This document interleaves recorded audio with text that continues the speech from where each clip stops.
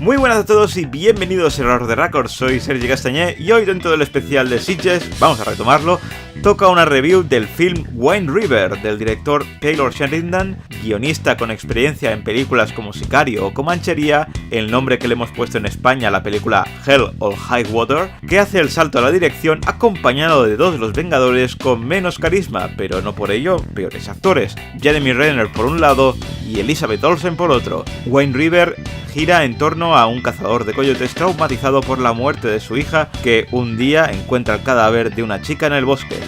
Eventualmente recurrirá a la ayuda de una inexperta agente del FBI para averiguar quién es el responsable.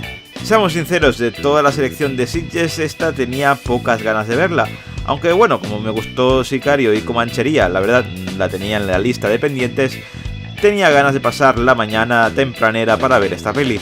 Y bueno, afortunadamente para mí mereció la pena. El film es notable, se nota además que está hecho con esmero y no decepcionará a quien vaya a verla. Sus puntos fuertes son la interpretación de Renner, que sigue encasillado en su papel de tirador solitario, pero sobre todo la interpretación de Elizabeth Olsen, que demuestra que tiene unas grandes dotes interpretativas y aquí hace de una agente del FBI con muy malas pulgas y con varios problemas emocionales. ¿Tiene problemas en la película? Pues bueno, tiene un ritmo un poquito irregular, porque cuando piensas que va a ser una película tranquilita, te ponen un tiroteo de los buenos y parece que salgas de la película y te metas en otra, eso sí, con los mismos protagonistas.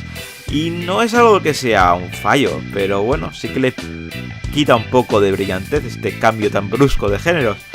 Y como curiosidad, aquí en España no ha llegado a estrenarse en los cines, sino que directamente ha salido en televisión, ni DVD ni nada. Solo hace unas semanas estaba disponible en canales de pago como Calle 13 y precisamente este fin de semana la han dado en televisión española. Mal asunto para los que nos gustan las pelis en pantalla grande.